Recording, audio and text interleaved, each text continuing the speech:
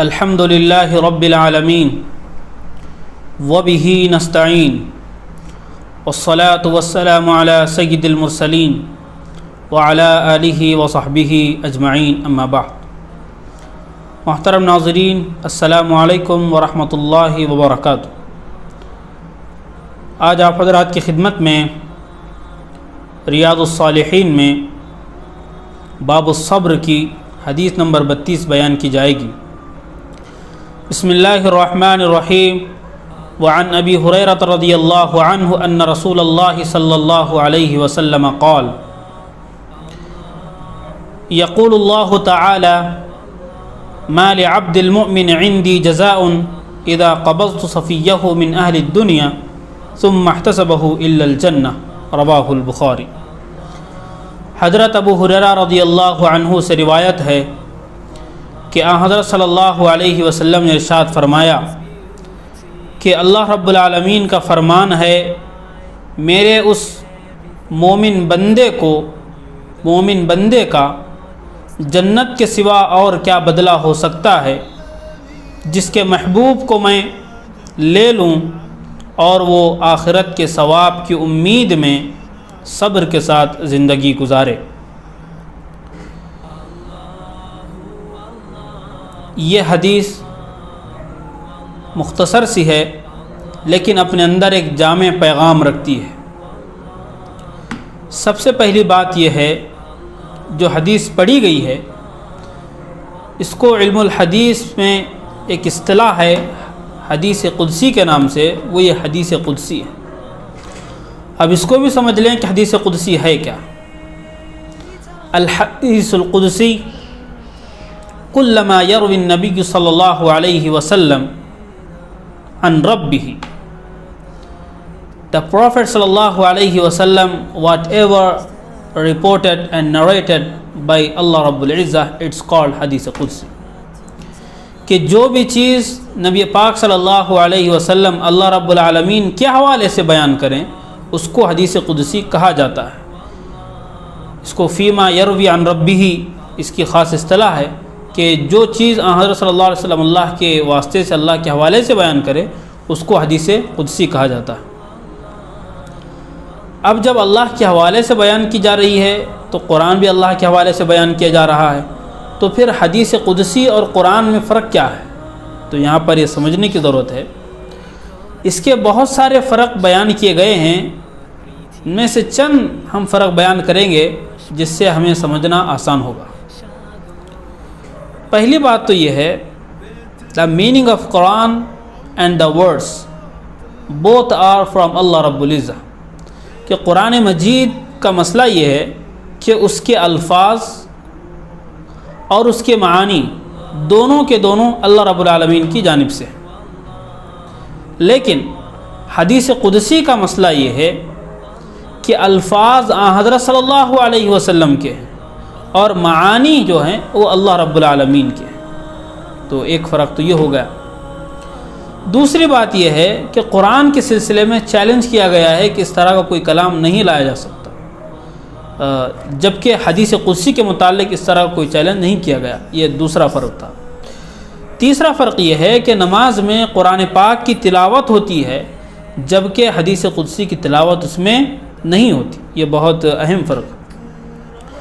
اور ایک فرق یہ ہے کہ قرآن کی نسبت براہ راست اللہ کی طرف کی جاتی ہے کہ اللہ کا کلام ہے، جبکہ حدیث قدسی کی نسبت حضرت صلی اللہ علیہ وسلم کی طرف کی جاتی ہے کہ آپ نے اللہ کے حوالے سے بات بیان فرمائی۔ اور چوتھی بات یہ ہے کہ قرآن پاک کو، پانچویں بات یہ ہے قرآن پاک کو بغیر طہارت کے چھونا جائز نہیں ہے، جبکہ حدیث قدسی کے ساتھ مسئلہ اس طرح کا نہیں۔ تو یہ ایک چند فرق تھے حدیث قدسی اور قرآن کے درمیان۔ ہمیں معلوم ہو گیا آج کہ قرآن اور حدیث قدسی کے درمیان کیا ہے۔ بنیادی فرق یہ ہے کہ حدیث قدسی کے الفاظ حضرت صلی اللہ علیہ وسلم کے ہیں اور معانی اللہ رب العالمین کے ہیں، جبکہ قرآن کے معانی اور الفاظ یہ تمام کے تمام اللہ رب العالمین کی جانب سے ہے۔ اور اس حدیث پاک سے ہمیں جو بات معلوم ہوتی ہے، سب سے پہلی بات یہ ہے کہ یہاں پر اللہ نے یہ بات بیان فرمائی کہ اس بندے کا، اس مرد مومن کا جنت کے سوا اور کیا صلہ ہو سکتا ہے کہ جس کے محبوب کو، جس کے چہیتے کو میں اپنے پاس لے لوں، بلا لوں، قبض کر لوں، اس کو موت دے دوں، اس کے بعد وہ آخرت کے ثواب کی امید میں صبر کے ساتھ بقیہ زندگی گزارتا ہے، تو پھر اس سے بڑھ کر اس کا کوئی بدلہ نہیں ہو سکتا ہے۔ یعنی اللہ رب العالمین کے پاس جو بدلہ ملے گا وہ جنت کی شکل میں ملے گا۔ کس شخص کے لیے؟ کہ اس شخص کے لیے جب اس کا حبیب، جب اس کا محبوب اللہ رب العالمین کے پاس چلا جائے، وہ اپنی بقیہ زندگی صبر کے ساتھ ثواب کی امید میں گزارے، تو یہ اس بشارت میں شامل ہے۔ دوسری بات یہ اس حدیث پاک سے معلوم ہوتی ہے کہ یہاں پر اللہ نے جو لفظ یہاں پر اللہ کے رسول صلی اللہ علیہ وسلم نے بیان فرمایا ہے وہ ہے اذا قبضت صفیہ۔ صفیہ عربی میں اصطفیٰ، یصطفی یا صفی، صفیۃن اس چیز کو کہتے ہیں جو آدمی کے نزدیک سب سے زیادہ محبوب ہو، سب سے زیادہ چہیتی ہو، سب سے زیادہ آدمی کے قریب جو چیز ہو اس کو صفیہ کہتے ہیں۔ اسی کو یہاں پر بیان کیا گیا اذا قبضت صفیہ، جب میں اس کے چہیتے کو اپنے پاس لے لوں، اس کی روح کو قبض کر لوں، اس کے بعد بندہ اس پر صبر کرتا ہے، ثواب کی امید میں زندگی بسر کرتا ہے، تو پھر فرمایا ثم احتسبه الا الجنہ، تو اس کا ٹھکانہ جنت ہوگا، یہ اس کا بدلہ ہوگا۔ اب یہاں پر سب سے بڑا سوال یہ ہے کہ ہم صبر کی بات سنتے ہیں، برداشت کرنا، اپنے آپ کو کنٹرول رکھنا، لیکن ہو نہیں پاتا، اس کی وجہ کیا ہے؟ تو آج ہم ایک اہم رول یاد رکھتے ہیں، ایک گولڈن رول ہے، اگر ہم اس کو یاد رکھیں گے اپنی زندگی میں تو پھر ہم کہیں چوکیں گے نہیں۔ وہ گولڈن رول یہ ہے when we understand the world, the dunya as a need, and the hereafter and the akhirah as a purpose, then the patience become easy but easier۔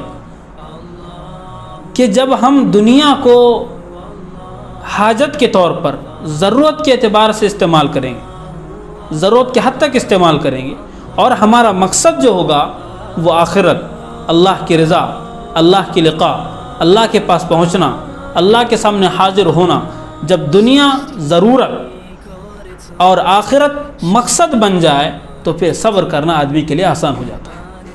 ایک بار پھر میں ریپیٹ کر رہا ہوں کہ جب دنیا ضرورت بنے اور آخرت مقصد بنے تو پھر آدمی کی زندگی میں آدمی کبھی صبر سے محروم نہیں ہوگا، کیونکہ جب اس کے سامنے آخرت ہوگی، اس کا مقصد آخرت، اس کی منزل آخرت ہے، تو پھر وہ دنیا کے ان پریشانیوں میں، ان مصیبتوں سے وہ گھبرائے گا نہیں، اپنے آپ کو اس میں ثابت قدم رکھے گا، مضبوطی کے ساتھ قائم رہے گا۔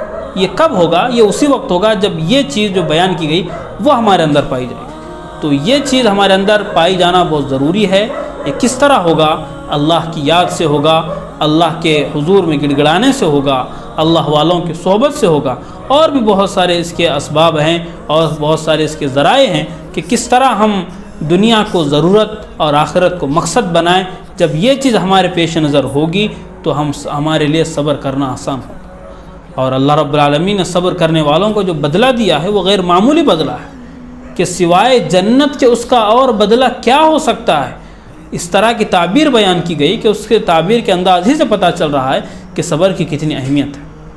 اس سے پہلے بھی قرآن پاک کی آیت آپ حضرات کی خدمت بیان کی گئی تھی کہ جو لوگ صبر کرنے والے انما یوفی الصابرون اجرهم بغیر حساب، جو صبر کرنے والے ہیں، اپنے نفس پر کنٹرول رکھنے والے ہیں، تو ان کا اجر جو ہے وہ بے حساب ہے، اور جو بے حساب ہے اس میں سب سے بڑی اس کی جنت ہے۔ جب جنت مل گئی تو سب کچھ آدمی کو مل گیا۔ تو آج ہم اسی مختصر سی بات پر اپنے اس خلاصے کا، اپنی اس تشریح کا اختتام کرتے ہیں۔ وآخر دعوانا ان الحمد للہ رب العالمین۔